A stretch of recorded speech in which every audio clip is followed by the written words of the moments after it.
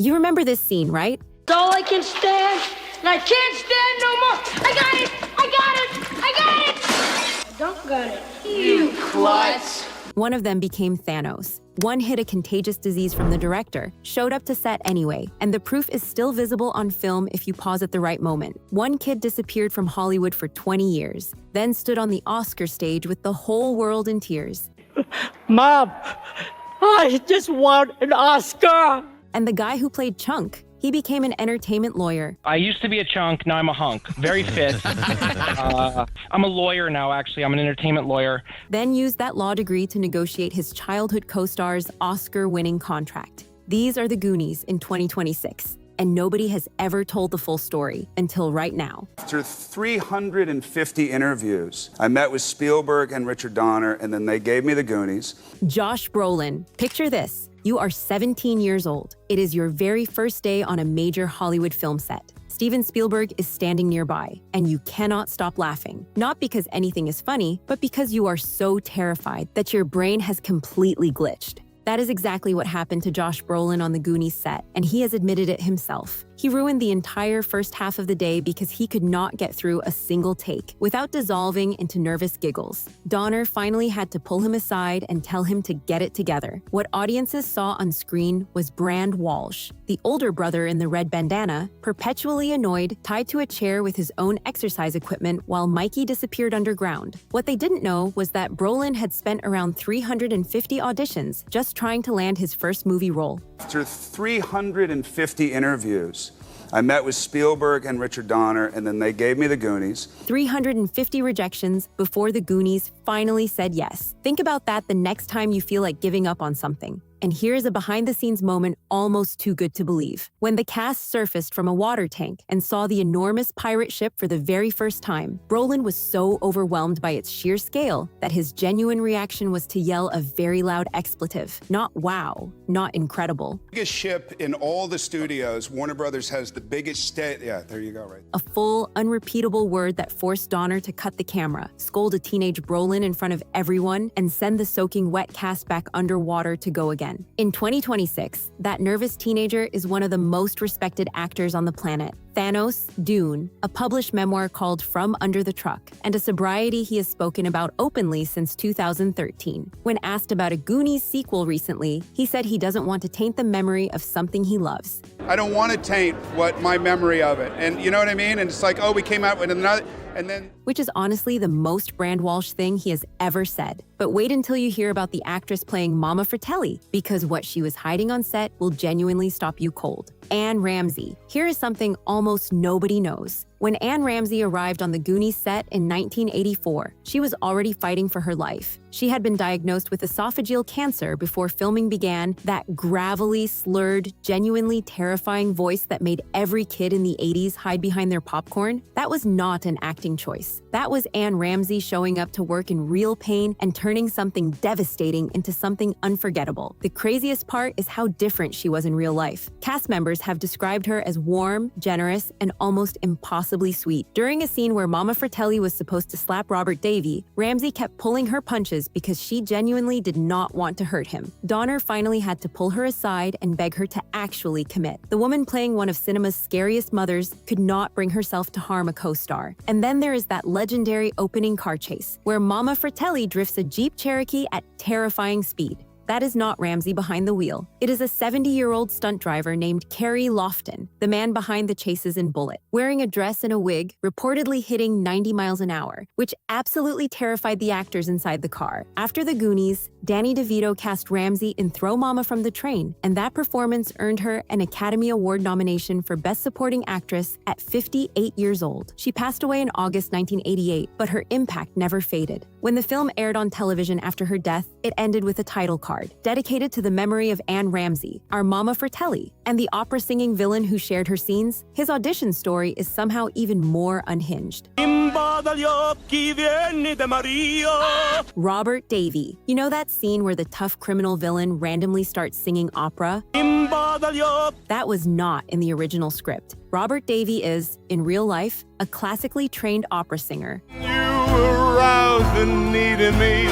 who won a vocal competition at 15 and dreamed of performing at the Metropolitan Opera. He walked up to Richard Donner and simply asked if he could use his real talent in the character. Donner said yes, the Goonies is richer for it. In the years following the Goonies, Davi built one of Hollywood's most distinctive careers, Bond villain Franz Sanchez in License to Kill, a role in the original Die Hard, and over 130 film credits total. But the chapter most people miss is his music career. His Sinatra tribute album hit number 6 on the Billboard Jazz charts, and Quincy Jones said he had never heard anyone come that close to Sinatra's sound. Jake Fratelli became a legitimate jazz legend. You cannot make this stuff up. Corey Feldman. Here is a detail that will permanently change how you watch the Goonies translation scene. When Mouth delivers that rapid-fire, wildly inappropriate Spanish to the housekeeper, Corey Feldman does not speak a single word of Spanish, not one. Lupe Ontiveros, the actress playing Rosalita, sat with him for hours, teaching him every line phonetically. Every syllable you hear was patiently drilled into a 14-year-old who had no idea what he was actually saying. The confidence is entirely manufactured, and it is absolutely perfect. You also probably didn't know who Feldman beat out for the role of Mouth, a young actor named Corey Haim, who auditioned for the exact same part. The two teenagers had never met. Within a couple of years, they would become the most famous acting duo of the decade, starring together in The Lost Boys. The friendship that defined both of their lives started with one of them losing a role to the other. And then there is the jewel scene on the pirate ship, where Mama Fratelli reaches into Mouth's mouth and pulls out an impossible handful of stolen gems. No camera trick, no hidden cut, no CGI. Feldman physically stuffed the entire prop haul of pearls and rubies into his cheeks, and the crew filmed it in a single, unbroken take. One of the best visual gags in the film required nothing but a determined 14-year-old and a genuinely impressive mouth. In 2026, Feldman continues performing with his band and remains one of the most recognizable faces from this cast. At the February 2025 reunion for Kwan's handprint ceremony, he summed up where this whole group has landed better than anyone. We're all alive. Goonies never say die. There's hope.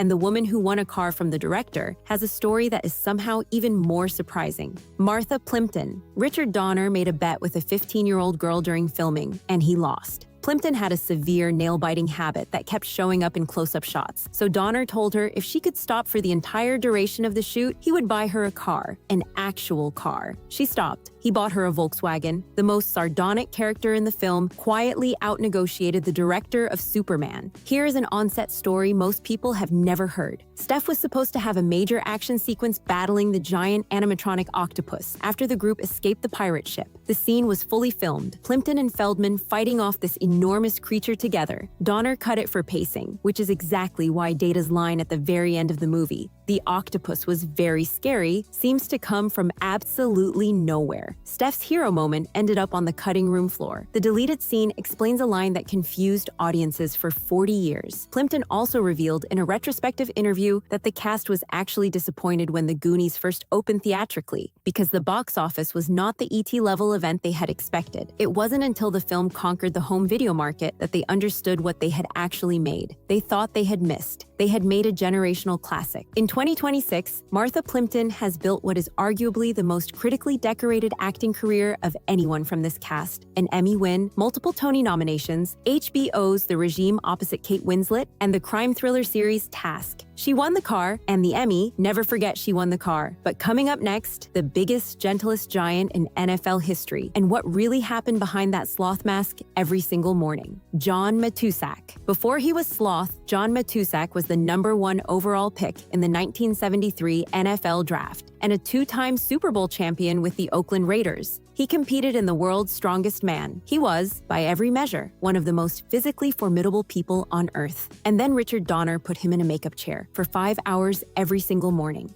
15 overlapping prosthetic pieces, a radio-controlled eye operated from off-camera, movable ears, and Matuszak sat through all of it without a word of complaint, treating every morning as the price of admission for the opportunity of a lifetime. The crew even hired his stunt double, partly to keep him out of trouble at local bars in Astoria during downtime. That is a real thing that happened, and yet with the child actors, Matuszak was patient, gentle, and completely protective. Jeff Cohen has spoken about him with genuine warmth, describing a real kindness that perfectly mirrored what they were building on screen between Chunk and Sloth. That friendship, a lonely misfit and a lonely giant finding each other in a basement, bonded by a baby Ruth, hit so hard because both of them meant it. Matuszak passed away in June 1989 at 38 years old. far too young. But here in 2026, YouTube tributes to his performance still regularly gather millions of views. The comments are always full of adults rediscovering him through their children's eyes for the first time. "Hey, you guys" belongs to pop culture forever. He made sure of that.